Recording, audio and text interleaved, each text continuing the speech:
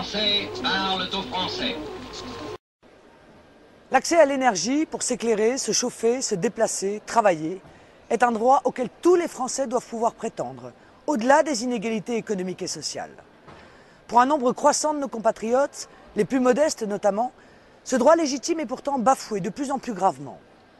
L'explosion ces dernières années des tarifs de l'électricité, du gaz et de l'essence porte en effet un coup terrible au porte-monnaie des Français, amenuise considérablement leur pouvoir d'achat et pose, pour des millions de ménages et de travailleurs, de sérieux problèmes au quotidien.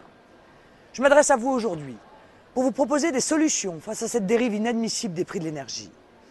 Alors que le pouvoir ne fait rien, si ce n'est chercher par tous les moyens à réduire l'ISF au bénéfice d'une infime minorité de la population, alors que le Parti socialiste ne dit rien, le Front National a conçu pour redresser la barre un plan crédible, d'application immédiate. Beaucoup d'entre vous me saisissent concernant la hausse continue des tarifs du gaz et de l'électricité. Mais ils ont raison. Depuis 2005, les tarifs du gaz ont déjà grimpé de 50%. Et une nouvelle hausse de 5% a été annoncée par le ministre Éric Besson pour le mois d'avril. Alors que les salaires stagnent, que le chômage touche de plus en plus de familles, le prix du gaz aura bondi de 20% en seulement un an. Voilà qui n'est plus supportable. Quant à cela, vous ajoutez la hausse continue de l'électricité, dont les tarifs ont encore augmenté de 6% en 2010, vous comprenez que cette situation est intenable. Cette poussée des tarifs aggrave les inégalités, crée de l'injustice sociale au détriment de tous. Les 2 millions de foyers qui habitent dans des logements peu ou mal chauffés, bien sûr. Et pour eux, la situation est souvent dramatique. Mais aussi l'ensemble des classes moyennes qui ont déjà tant de mal à boucler les fins de mois. Il faut vous dire la vérité sur l'origine de cette spirale infernale à la hausse. L'augmentation des prix du pétrole ne peut être tenue pour seule responsable.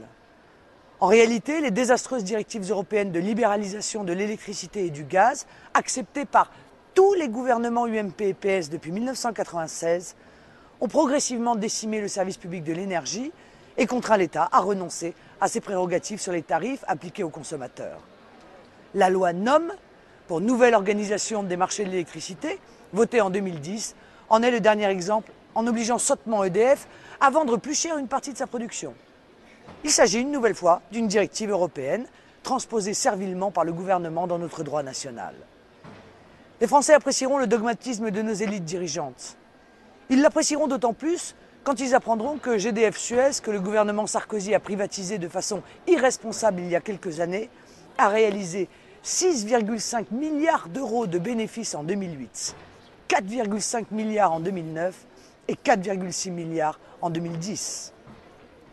Notre plan d'action face à ce dérapage des prix et l'immobilisme du gouvernement est simple et concret.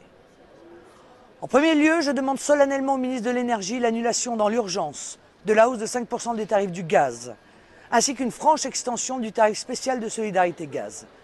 À l'heure où le pouvoir d'achat des Français s'effondre, cette décision de bon sens doit s'imposer. Plus en profondeur, il faut nous extirper de la logique ultralibérale de l'Union européenne, portée par l'UMP et le PS depuis trop longtemps, en dénonçant concrètement les directives de libéralisation. Nous considérons qu'un État fort a vocation à être le garant des services publics.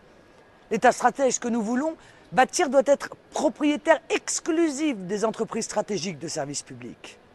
Il doit aussi réguler très finement les tarifs dans un esprit d'efficacité et de justice sociale.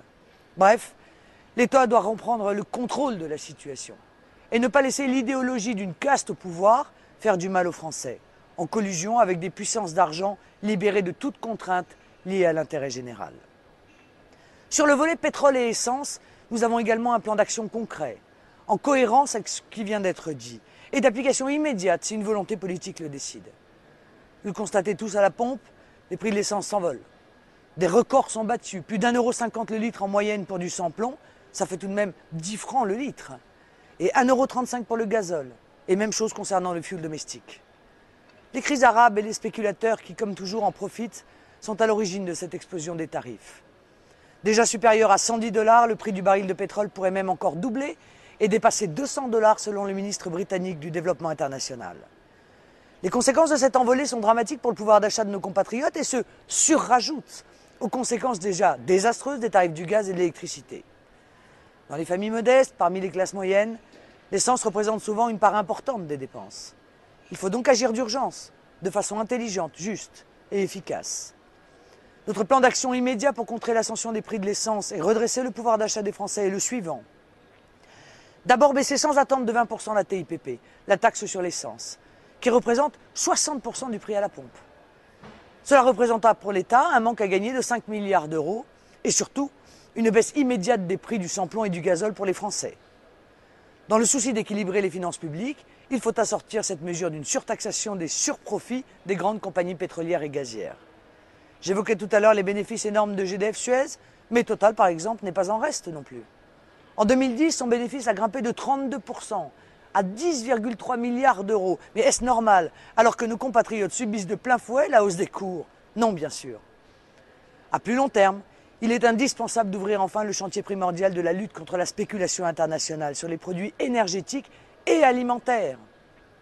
Alors que le FMI de M. Dominique Strauss-Kahn continue de minimiser le phénomène, nous devons au contraire tout mettre en œuvre pour régler ce dysfonctionnement majeur. L'État doit taper du poing sur la table. Vous le voyez, il est possible de trouver des solutions pour le pouvoir d'achat des Français, sur ce domaine de l'énergie comme sur les autres. Ne baissez pas les bras face au défaitisme et à l'inaction de l'UMP, du PS et du gouvernement Sarkozy. Je vous propose un projet concret, des solutions précises et crédibles pour que chaque Français puisse sortir du marasme et que la France se redresse dans un esprit de justice sociale. Il est temps de renouer avec l'espérance.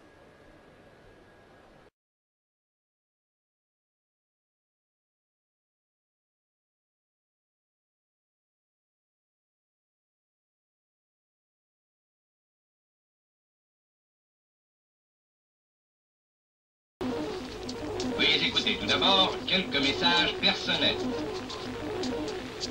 Gabriel garde l'anonyme. Le manchot la serre dans ses bras. Nous disons le manchot la serre dans ses bras 2 fois. Le fantôme n'est pas bavard.